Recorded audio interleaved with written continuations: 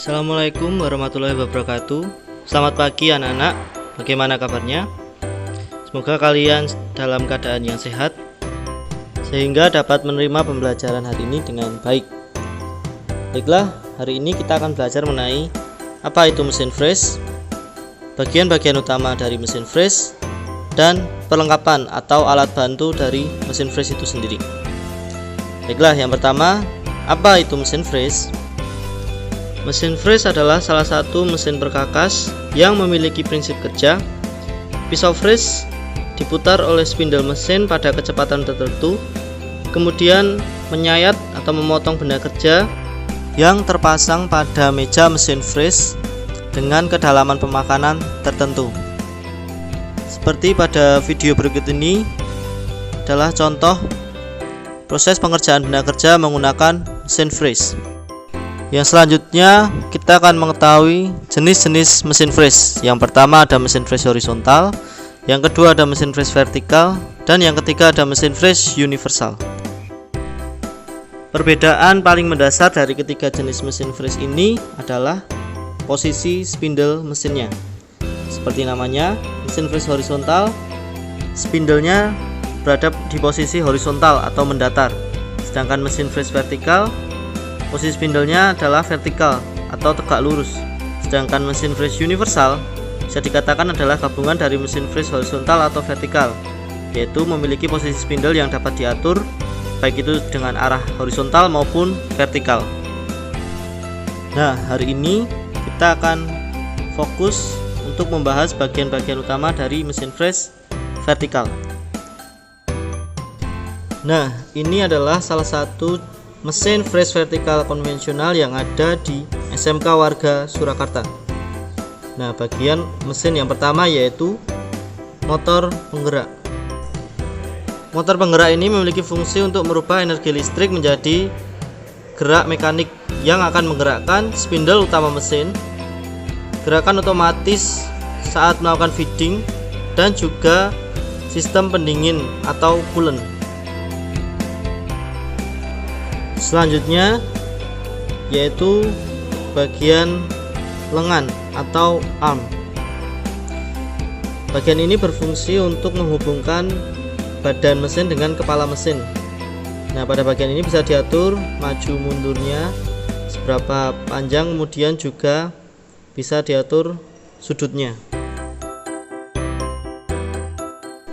Yang selanjutnya yaitu adalah kepala mesin atau milling head. Bagian ini berfungsi sebagai tempat spindle mesin. Kemudian pada bagian ini juga bisa dilakukan gerakan untuk naik turun spindle, kemudian juga bisa diatur kemiringan dari spindle yang akan kita gunakan. Selanjutnya yaitu adalah bagian spindle mesin. Nah, bagian ini karena ini adalah mesin freeze vertikal, maka posisinya adalah tegak lurus terhadap meja mesin. Kemudian yang selanjutnya yaitu adalah arbor. Arbor berfungsi untuk menghubungkan antara spindle mesin dengan collet yang akan mencekam pisau freeze. Nah, ini adalah gambar dari collet. Kemudian ini adalah gambar dari pisau freeze jenis end mill. Selain jenis ini ada jenis-jenis lain seperti ekor burung, pisau alur T, dan sebagainya. Nah, untuk memberikan gambaran bagaimana cara masang pisau freeze pada collet dan arbor, kita akan simak video berikut ini. Nah, di sini kita kendorkan baut pengunci arbor, kemudian collet kita pasang, lalu kita kencangkan. Nah, kemudian kita ambil pisau freeze-nya. Kalau kita masih belum bisa, kita kendorkan sedikit, lalu kita masukkan. Nah, kemudian dikencangkan. Jangan lupa mengencangkan menggunakan kunci dari arbor. Nah, kalau di SMK Warga biasanya arbor sudah terpasang pada mesin freeze. Dan bagian yang selanjutnya yaitu adalah meja mesin freeze. Bagian ini berfungsi untuk memasang alat-alat bantu pada mesin freeze seperti ragum, kepala pembagi, kepala lepas, dan lain sebagainya. Nah, kemudian selanjutnya yaitu adalah saddle. Saddle merupakan bagian yang terletak di antara meja mesin freeze dan lutut mesin freeze. Bagian ini berfungsi untuk membawa meja mesin freeze saat digerakkan baik arah memanjang maupun melintang. Yang selanjutnya adalah bagian knee atau lutut mesin. Bagian ini berfungsi untuk menopang meja mesin freeze dan terdapat dua alur ekor burung, yang dimana yang satu dihubungkan dengan saddle dan yang satu dihubungkan pada kolom atau tiang mesin.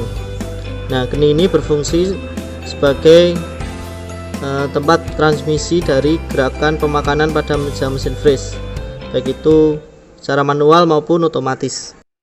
Dan yang selanjutnya kita akan mengetahui tombol-tombol yang ada pada mesin freeze ini. Nah, ini yang berada di kiri atas itu adalah tombol untuk menyalakan lampu. Kemudian yang ada di kanannya adalah untuk menyalakan sistem pendingin atau coolant. Dan yang di bawahnya tombol yang berwarna hijau untuk menyalakan spindle mesin. Dan yang berwarna merah itu adalah tombol emergency atau darurat. Kemudian dua tombol putih yang ada di kanan itu ada arah ke atas dan arah ke bawah untuk menggerakkan meja mesin freeze ke atas maupun ke bawah secara otomatis. Kemudian bagian mesin freeze yang berikutnya yaitu adalah alas mesin atau base. Nah, bagian ini berfungsi untuk menopang keseluruhan mesin freeze atau sebagai fondasinya. Namun selain itu juga berfungsi untuk menampung coolant atau air pendingin yang telah dipakai saat proses pengefrisan.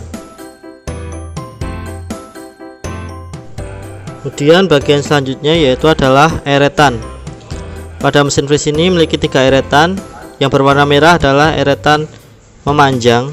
Kemudian yang berwarna kuning adalah eretan melintang. Dan yang berwarna orange adalah eretan untuk menggerakkan meja mesin freeze naik dan turun. Bagian mesin freeze yang selanjutnya adalah kolom atau tiang mesin freeze. Bagian ini berdiri secara tegak dan berfungsi untuk menempelnya bagian-bagian mesin freeze yang lain. Salah satunya yaitu adalah knee atau lutut yang membawa saddle dan meja mesin freeze. Nah, pada dua bagian ini dihubungkan dengan alur ekor burung sehingga knee atau lutut bisa bergerak naik ataupun turun. Dan yang selanjutnya adalah salah satu alat bantu pada mesin freeze, yaitu adalah ragum. Ragum tidak termasuk dalam salah satu bagian utama pada mesin freeze. Nah, ragum ini memiliki fungsi untuk mencekam benda kerja saat proses pengefrisan. Kebetulan pada mesin ini terpasang ragum putar. Nah, selain ada ragum putar, jenis yang lain yaitu ragum biasa dan ragum universal.